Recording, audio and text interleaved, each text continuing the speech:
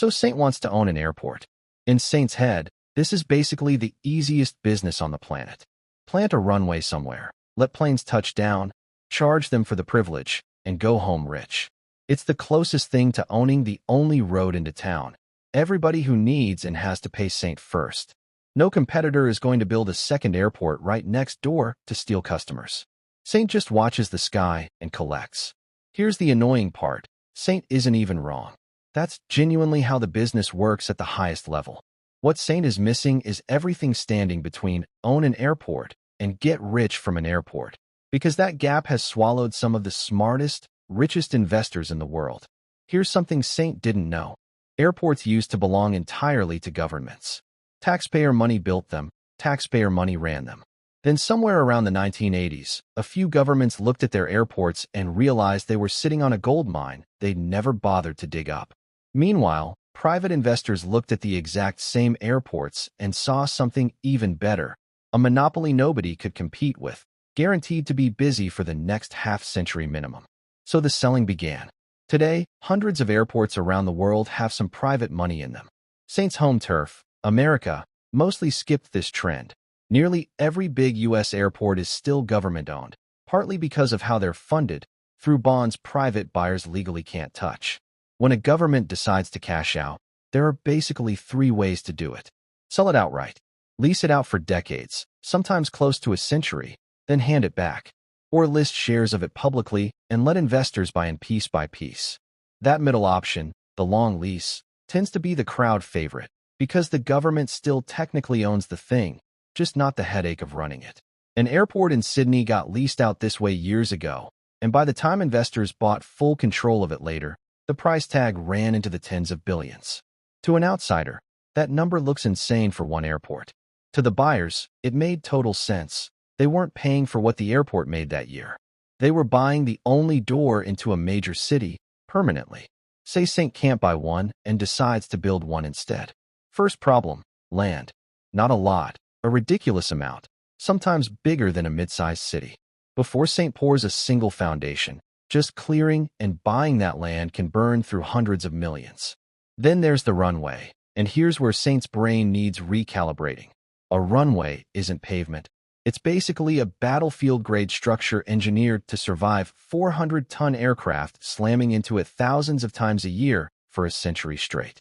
One runway can run past 1 billion coins. One London airport looked into adding a third, and the estimate hit almost 18 billion for a single strip of concrete at a place that already has everything else built around it. And then the terminal itself, which isn't really a building, it's a small city pretending to be one. Conveyor systems threading through the basement, moving bags nonstop. Air conditioning fighting a losing battle against thousands of bodies a day. Security tech that has to meet government spec exactly. All of it running every hour of every day, forever. 2 airports built in just the last decade cost somewhere between 12 and 17 billion each before a single passenger walked through. Here's the trap that eats these projects alive.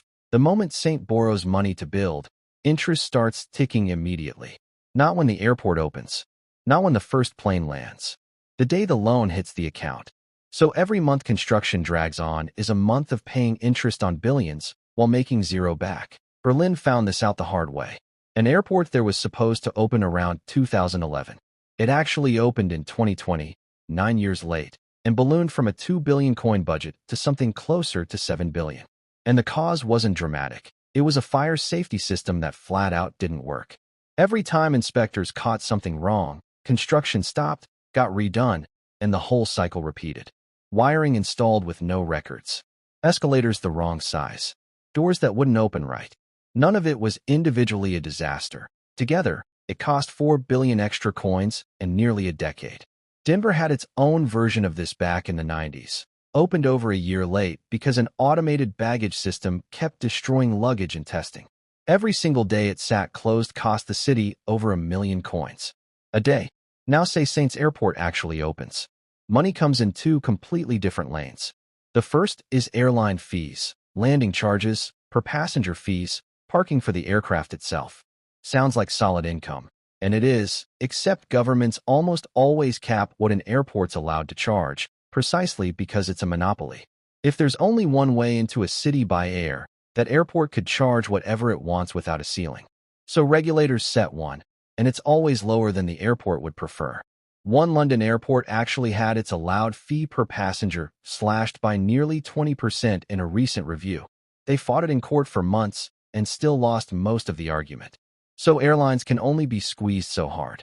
That's why every smart airport quietly built a second business hiding inside the first. One no regulator controls, that outgrows passenger traffic every single year, with margins that would make an airline jealous. That business is everything that isn't the runway. Parking alone can bring in hundreds of millions a year at a single major hub, because the airport owns a total monopoly on the land around it. There's nowhere else to leave your car. Shops work on a clever setup too. Retailers agree to pay either a cut of their sales or a guaranteed minimum, whichever's higher. So the airport wins either way.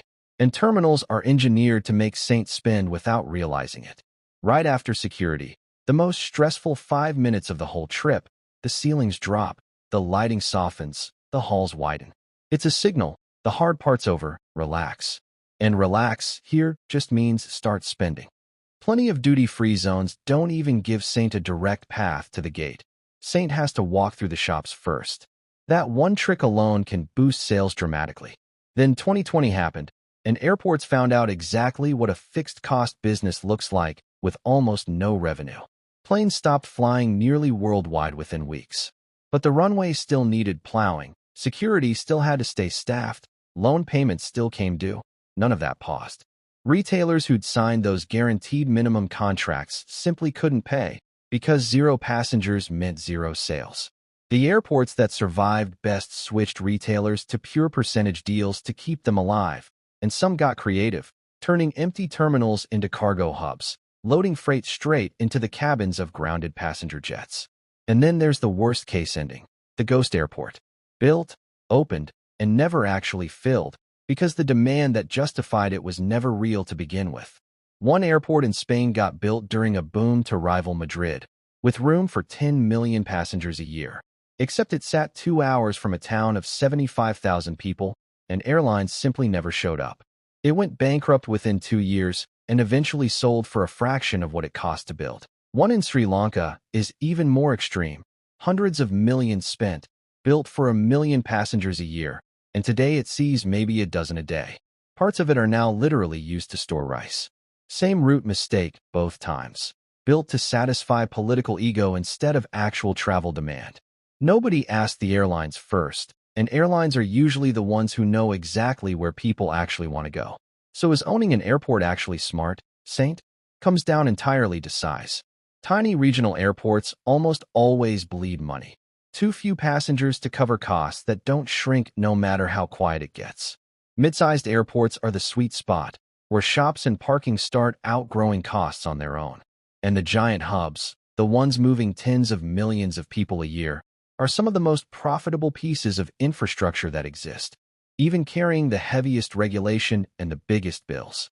Across the whole industry, average profit margins land around 16%, which sounds unremarkable until Saint remembers just how much money is actually moving through these places. A single good or bad year can swing by hundreds of millions, not because passenger counts change much, but because spending habits shift, interest rates shift, and every disruption hits revenue while costs barely move an inch. So if Saint ever does end up owning an airport, understand what's actually being bought.